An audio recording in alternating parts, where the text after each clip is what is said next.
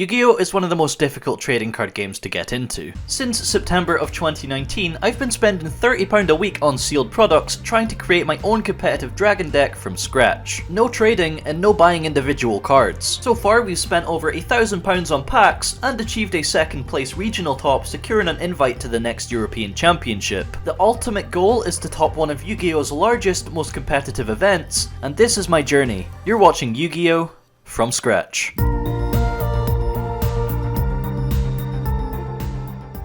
Hello and welcome back to the first post-game episode now of Yu-Gi-Oh! From Scratch, number 45. In the last episode, we completed the main goal of topping a competitive tournament, and you guys absolutely smashed it on that video. The response was insane, and it really put into perspective how far we've come together. Thankfully, it's not quite the end of the road just yet, and we still have a bunch of other tasks to complete before tucking our little dragon deck away into hibernation. Before we get into that list though, it's SIP time! That's right, YoungGamer45, Ignis Flare, Vote for Big Fred 2020, Harrison R. Tanner, and Ghost Bell all decided to make a contribution through either Patreon or YouTube channel memberships. These guys are the reason the channel is still going strong, and I really can't appreciate it enough, so thank you very much. If you do want to make your own contribution, links are, as always, in the description. Right, so what exactly is on the to-do list for us to complete the Season 1 series? First on the list, and what we're working towards right now, is to catch the legendary Red Eyes Dark Dragoon and level up our deck to its final form of degeneracy. Next up, we need to get our hands on a Double or Nothing. We were looking for this thing in dual power about 40 episodes ago as one of our first ever win conditions, and never managed to get it. This is really just for completionist's sake. It doesn't really add anything to our deck, but it will make a few people happy, so that's something. We could, however, make use of it in our Salomon Great deck, which is next on our list. Somehow, over the course of making our main deck, we've managed to piece together an actual salad list with the Access Code Talker engine included, which is insane. It's almost like we've made two competitive decks in one season, so we need to make one more episode towards that, and it could be a 2 tasks in 1 episode kind of deal there with the Double or Nothing. Finally, to round off the season, we want to end on the 25 kill streak we've been aiming for over the last like 20 episodes. This is probably the most difficult challenge of all, like the equivalent of winning 3 regionals undefeated in a row. But if we manage it, oh boy, we're gonna have a sick season finale. So still a bunch of things to look forward to, a bunch of reasons to subscribe to the channel, and a bunch of cardboard to crack into. Let's get into it.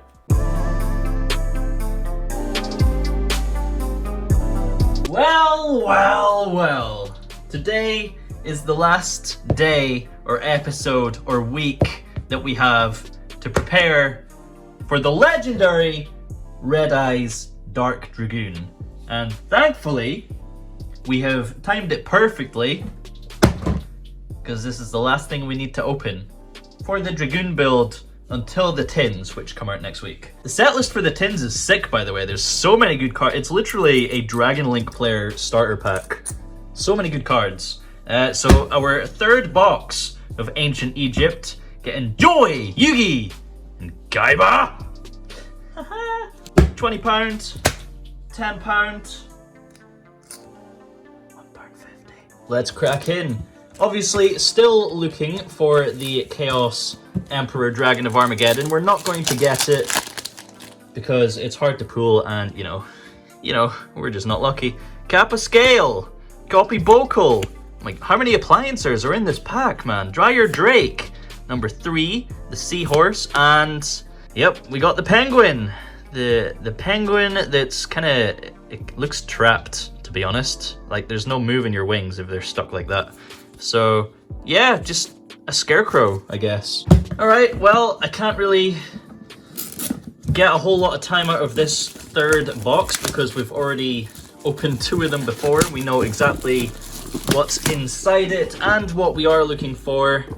So let's just whip them out real freaking quick. Here we go. We have Joey, we have Yugi, and we have Kaiba. Now, I don't think we need to open this one, to be honest. There's really no point, is there? So we'll grab the Red Eyes Black Metal Dragon out of this one. We have our lovely boiled egg on the front there. Return of the Red Eyes Flare Metal Dragon in ultra rare. The ugly artwork Red Eyes B Dragon Flare, and Black Metal Dragon is the card we're looking for out of here. And of course, Time Wizard. We gotta play Time Wizard. In the Blue Eyes deck, if I remember correctly, we should have the Unexpected Die to go with Digrapher and Chaos Grapher, which just got revealed, interestingly enough. Is it going to be good in Dream Mirrors? Who knows? We'll just have to find out. Here we go. Here's what we're looking for in this one. Pot of Dichotomy. Perfect. And, there we go. Boom. All right. Shall we see if there's any nice holo foil misprint promos in here? We have Dark Burning Attack. Nice little ball on the end of Dark Magician Girl's rod. Very cool. Dark Burning Magic, Teamwork, and Eternal Soul. Look at those boots. Proper fashion statement in the 2000 BC Egyptian times. Alright, so here we go. We have the cards we need out of that one. I guess let's crack into our 3 little packs of depression here and get unsurprisingly disappointed with the results. We have Neos Alias, Paradigm Dragon, I thought it was a common for a sec. Book of Moon, Intruder, Alarm, Yellow Alert, Call on the... Man, I've said this like every time we've seen this card. And Dark Spell, Regeneration, to send 1 monster reborn and summon 1 Winged Dragon of Ra. Yo, we could actually play this because we have all those cards. Hell yeah. Alright, do we open the Dada pack? Or do we open the Trishula pack? We do still want the Trishula fusion, just so I can mess around with it. For a little bit of fun, you know. So, we have a Cross Sheep, an ultra rare, very nice. We could still get the 3rd Formud Skipper as well, we need that rarity bump. Appliancer Copy Bokal, once again, sticking his tongue out at you, doing a little raspberry. Psychic Wave, Jinzo, and a little Jinzo. Yo, Trap Hole. This guy's playing like Paleo or some shit. Altergeist. Budget Altergeist, yo. Obedient Schooled, and number C92. 92. A dragon that we cannot summon. 4 level 10, not happening. Alright, Dada, please spank us with that. Shut up. Shut up, you freak. Alright, Appliancer Test. MOT on your washing machine. Afterglow. Terrible card. Fire Flint Lady, for you Infernoble fans out there. Get your little Mr. Mime up to level 100 and, you know, do stuff. Black Whirlwind. Oh, yo! We actually... Wow, I didn't expect us to get it. We got the Trishula fusion. Hell yeah, Trishula, the Dragon of Icy Imprisonment. So, if we use this effect to its full potential, we can banish the top card from our opponent's deck, banish 1 card from the opponent's extra deck, which is actually important when we introduce Dragoon into the format because Super Poly really becomes a big threat with things like Starving Venom. So we could maybe, hopefully, use this to prevent that from happening. And we can banish a card from the deck as well. So we can banish like Tempest, for example, and then search for Crusadia Draco. Lots of cool things you can do with this card. So actually really happy that I pulled that. Hell yeah. And we still need a 3rd Formud Skipper, but I don't really have much Battles of Legend Armageddon packs left. I think I have 2 left, and of course we're going into the tins next week, so I don't know, we'll see if we can fit it in. Alright, let's go see if we can continue towards the nuke.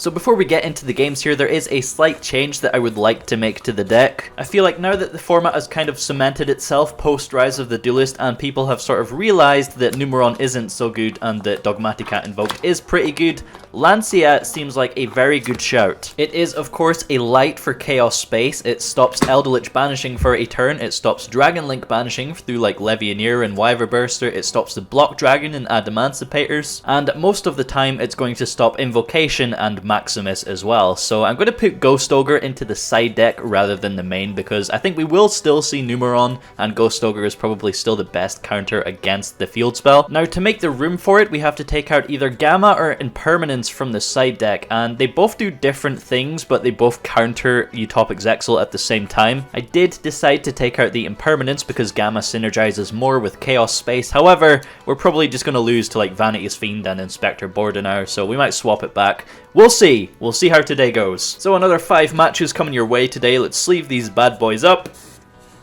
and see what monstrosities we get matched up with. Let's do it.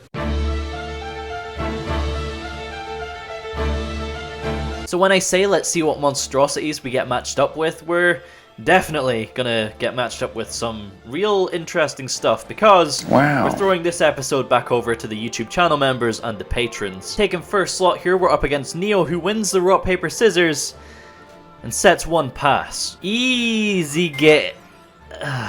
Why?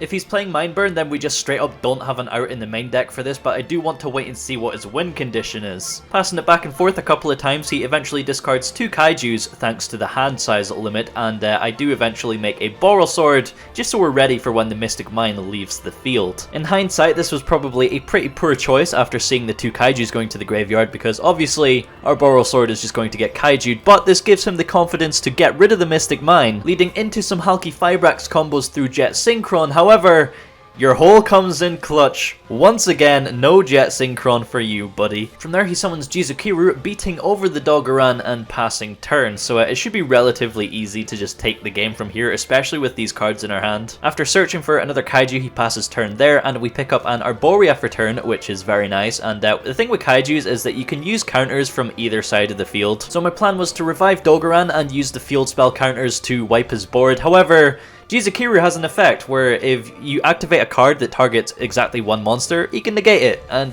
Monster Reborn just so happens to target one monster. So that's a thing, and definitely was a waste of a very good card, but we have good combo pieces in our hand anyway, so we can recover from this easily. Using Arboria, we set up a Magius with Parallel Exceed, searching for Draco, and I do make Deck Mummy 2 here, Traptrix or Flesia, just to move the Exceed out of Magius' zone, allowing us to summon the Draco. However, because we've already gone through our Gravedigger's Trap Hole, there's nothing we can do when we're met with the rock. You hate to see it, man, you hate to see it, but that is one beefy token, and I assume their way of getting rid of the token is through Kaijus, so if we can set something else up, like a Borreload Savage, they can only Kaiju one thing, and that's probably going to be relatively difficult for them to deal with, so instead of just popping the token for Tracer, I instead summon Synchron from hand with Boot Sector Launch, and then pop that so I can summon the Silverrokket, keeping the token on the field. Beating over the Nibiru, we pass it over, and unsurprisingly, a Gamma Seal comes down over the Savage. However, we have a beefy token and you can't get rid of it just yet. A beefy Thunder King is also summoned to deal with the Gamma Seal, so unfortunately we haven't just been given infinite negates, and a set back row as well as we top deck a Foolish. Foolish is interesting because we can dump Seyfert and use its effect to put Savage back into the extra deck, and then with Boot Sector Launch, if he does pop off a little bit too much, we can bring back Tracer and Silverrokket and just make Savage again. Thankfully we don't need to do that, because after smacking him with a fat 4000, he doesn't top deck a monster, and we take the game. Game 2, we're going second, and not a very good hand. Honestly, not a very good hand. Unless he sees Jet Synchron, we can stop that with Nibiru, but we're met with 3 back row past turn. Top decking a Parallel Exceed, there's definitely some plays we can make, however it would be very fragile, and if it gets stopped at some point we would have like no recovery. So the best thing to do here is to just pass turn, especially when we're up against things like Mystic Mine and Kaijus. We see a 1-for-1 come down, summoning the Jet Synchron, and of course opening up them Halki Fibrax lines. Nibiru should put a swift end to this, however if he has a Solemn Strike set to negate the Nibiru, then I'm pretty sure that's game over. So Noodle Boy summons the Deskbot, linking into the Auroradon, getting the 3 tokens and summon the Deskbot back. We activate the Nibiru here before he can get to Herald, and we're met with no response. Hell yeah, brother. Now my brain kind of crapped itself here, because after summoning the Nibiru and wiping his board, I'm just like, why'd you have a token? Why do you still have a token on the field? I wiped your field. Even after calculating the attack and the defense for the token, I'm still like, why is there a token on the field? Dude, my brain, man, it just does this sometimes. Top decking an Absorouter isn't the greatest here, but it is an additional body, which gives me the confidence to go in for the kill. Metaverse is at 1, by the way, so yeah, of course he has it. So fun, had a smile. Thank God for that! So, going into the Halki Fibrax, we trigger the Exceed in hand, but we're also met with an Impermanence, so we don't get the summon from the deck, but we do get both Exceeds. We also haven't used our normal summon, which is crucial here because I can normal summon the Silverrokket and link into Striker Dragon, getting Bootstrapper Launcher, and then activate Striker Dragon's effect to put Tracer back to the hand, and because both Exceeds are level 4, I don't need to summon a level 4 from the deck with Tracer, I can just make Savage on the spot. Obviously putting out the Borrelsword first so that we can get the Halki Fibrax onto the Savage, however, in response to the effect of Savage, it gets yoinked with a Crackdown. This puts us in a weird spot where we have to make a tough decision. Now, I can kill both of the monsters, leaving him with nothing using Borrelsword, or if I get rid of the Crackdown somehow, I get the Savage back with the negates. Either way, Borrelsword is getting Kaiju'd here because he has a Kaiju Slumber in the graveyard searching for a Gamma Seal. I did choose to leave the Savage on the field and believe in the heart of the cards.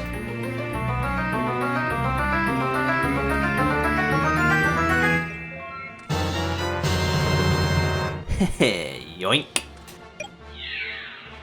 You just gotta believe in the heart of the cards. Round 2, we're up against Gargoyle. Don't mind me just making some stupid RuneScape references in the chat, but wow. What have I done? Honestly, I don't understand. How does this happen so often? Gravedigger's Trap Hole every freaking time. Outside of that though, pretty good hand. We are going second and we're up against 3 back row. Let's play it out, see what happens.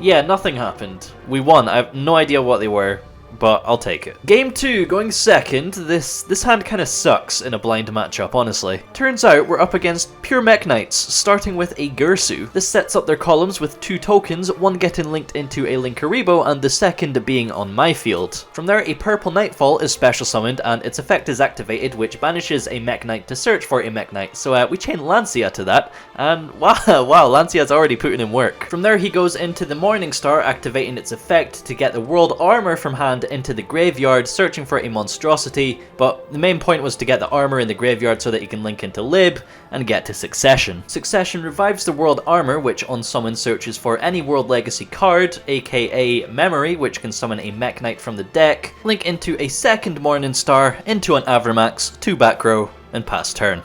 Hey, that's pretty good. Normal summoning the Skippy. In response to its effect, we get hit with a Veiler, forcing us to go into the Almirage to trigger the Exceed. He has no cards in hand, so there's no need for us to go into the Rafflesia, although we don't have any access to our link climbing engines, so we have to put everything into a Saryuja and hope for the best. Chain blocking Saryuja with the Collapserpent, we get hit with a Called by the Grave, forcing us to rely on the draws, hoping we see a Dragon, Levianeer, 2 DD Crows, and a World Legacy Guardragon. Levianeer is a dragon, but we can't currently summon it. There's not really much we could do with this. I could keep the 2 DD Crows and the Levianeer, fire off both Crows right now just so I can summon the Levianeer, but that's so many resources to not really get anywhere. Instead, I aim for the long game, keeping Levianeer, Crow, and World Legacy Guardragon, and just straight up passing turn. In the battle phase, Saryuja goes bye-bye thanks to Avramax, and then in main phase 2, we see Nightmare Corruptor Ibli get summoned and linked into Almirage, so we get Ibli on our field. God, I've not seen this card since like Goki format. Basically, while it's on your field, you can only special summon the Link monsters, and back when there wasn't that many generic Link monsters, it was quite problematic, but now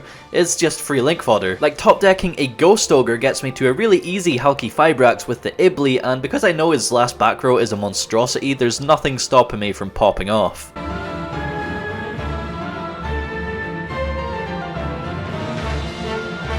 The only way I can really deal with Avramax is getting rid of it through spheres or negating its attack gain effect in the damage step with Borreload Savage. Doing it this way, I can no longer negate its graveyard effect, and therefore I'm going to lose one of my monsters either way. Obviously, it's Savage that gets yeeted, so we get a free swing in with the Borrelsword, and it's down to Gargoyle's top deck. Girsu is probably one of the best top decks he could have got. This gets him to a Lib, which gets him to another Succession, and DD Crow is very strong here because we just banish the target for Succession, which kind of stops him. He does a Link Lib away for a Link Cross, which triggers her effect, shuffling away the Borrelsword, and then attacks over the token, clearing our field. However, that's all he has, and we have Boot Sector launch with a bunch of rockets in the graveyard. Coupled with the Levianeer, and once again access to Borrelsword and Borreload Savage, that's more than enough for us to take the game on this turn. 2-0. Round 3. Next up here, we're up against Lancea, one of our newer patrons, and we finally win a rock, paper, scissors and get to go first. This is honestly such an awkward hand, but if we can resolve the chaos space, then we're good to go.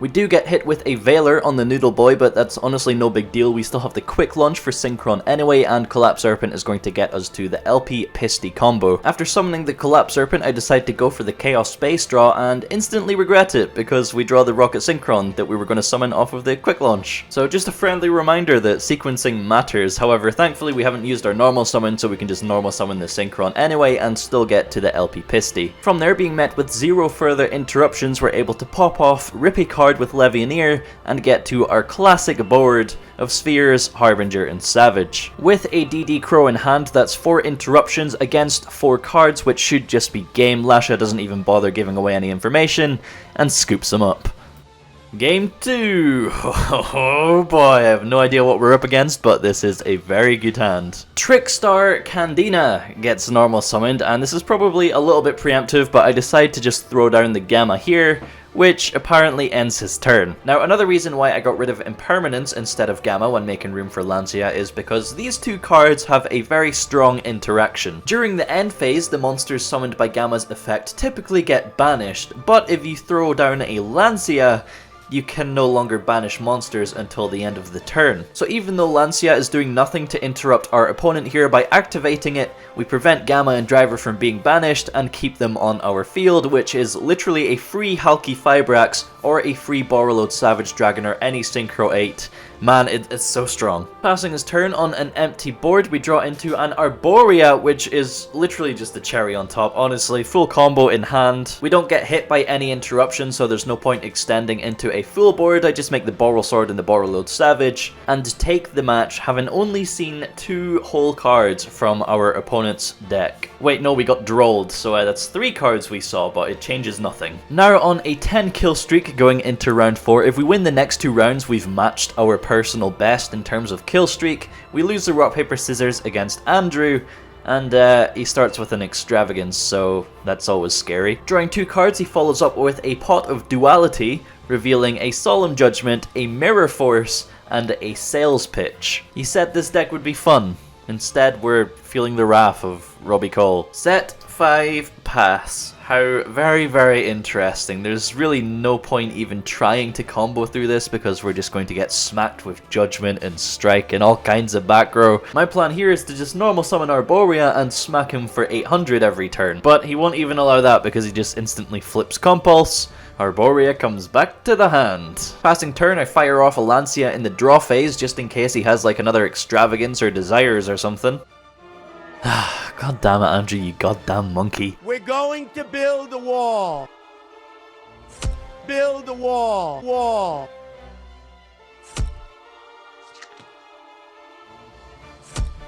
We take the lead, and we can swap Lancea to attack to deal with the Dyna, successfully bypassing the Solemn Judgment. However, if he has a Mirror Force, that's going to hurt quite a lot. Thankfully he doesn't, and we are now free to special summon. No, no, no. Okay, well, we're just gonna have to win the game with Levianeer's 3000 attack. Banishing the entirety of his extra deck, an Eater of Millions comes down, and wait, battle phase. Okay, you do realize Inspector boarded. Nope, he's attacking Levianeer. Okay. Thanks for the game. Thanks, Andrew. Game 2. Did I or did I not say when taking Impermanence out of the side deck that we will probably end up losing to an Inspector Boarder? Well, here we are against Inspector Boarder and Fossil Dyna. Dark Ruler No More is, of course, our second best option for dealing with those kind of monsters, so I sided them in, and we've seen 2 against 3 back row. Drawing for turn, we see a second Parallel Exceed. Not very handy, but I guess the best thing we can do here is to normal summon Tracer and keep punching for 16, but Compulse gets flipped yet again. We can avoid this by chaining the Tracer to pop itself and summon Silverrokket from the deck, but in response to Tracer, a Crackdown gets flipped, which does nothing because Tracer's already activated, so the effect will still resolve, popping itself and getting me a Silverrokket. Swinging in for 19, we see a Storming Mirror Force get flipped, putting the Silverrokket back in our hand, but essentially we dealt with the 3 back row at the cost of nothing. Setting one of my Dark Rulers, I pass turn, to which Andrew sets one and passes turn, and we top deck our 3rd Dark Ruler no more. Normal summoning Silverrokket, another Compulse gets flipped, so we have to pass turn, and Eater of Millions comes down, followed by a Gren Maju, smacking us for 75 in total. So we survive with just 500 life points, and if we use Dark Ruler no more, both of them monsters' attacks will be changed to 0 because their effects are negated, so if we top deck a second monster, we can clear the board. And a quick launch off the top will do the trick, getting the Synchron from the deck. We should be able to take the game from here, even though we can't do damage this turn thanks to Dark Ruler no more. He will be left with nothing except that single back row.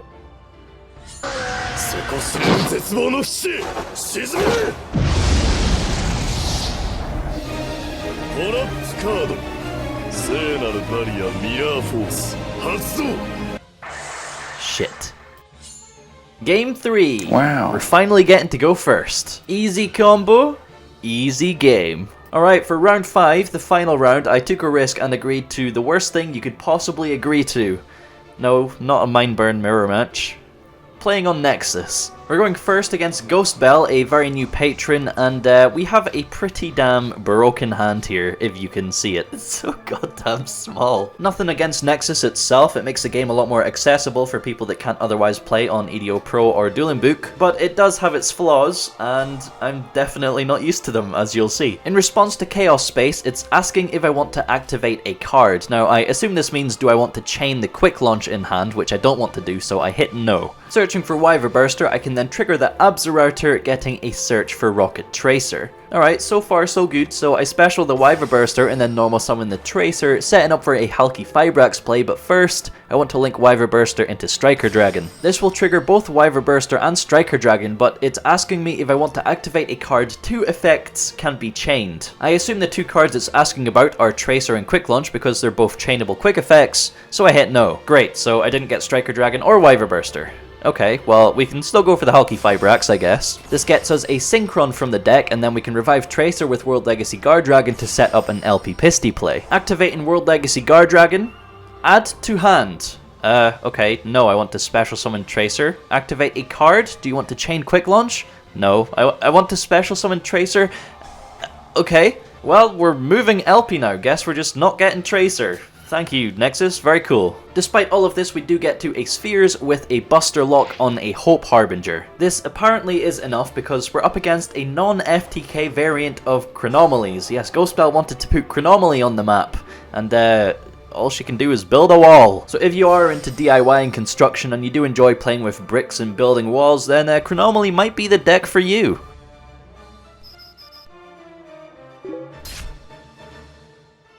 Game 2, going second, we see a hand of Gamma Nibiru Driver, unfortunately, of course, with Quick Launch and Arboria as well, though, so a very good hand, actually. After resolving a Desires and drawing 2 cards, we see the Rota Chronomaly coming down, the thing that when normal someone searches a Chronomaly card, I really can't remember what it does, but we Gamma this, and it gets reborned with a Monster Reborn, but that's the end of the turn. Drawing into a Maximus, we have plenty of options for comboing off, and combo off we do, going in for that kill with the Boral Sword, the Harbinger, and the Borreload Savage. So good game to Bell, but please don't make me play on Nexus again. 5-0 boys, 12 kill streak. We are now equal with our personal best. One more match and we'll have a new record, but we're halfway towards the nuke. We can do it this time. This has to be the run.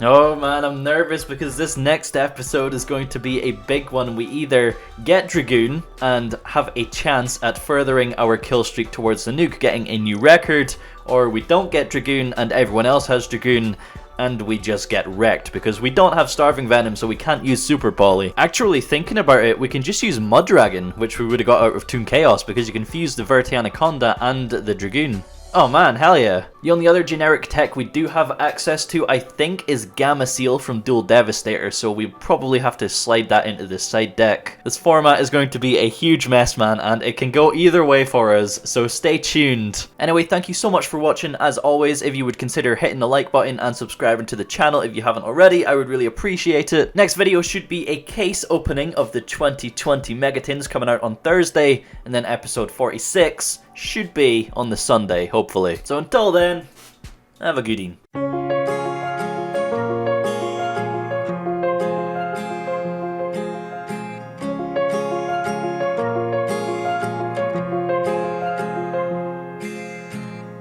Gravel road, I've been asked to slow down.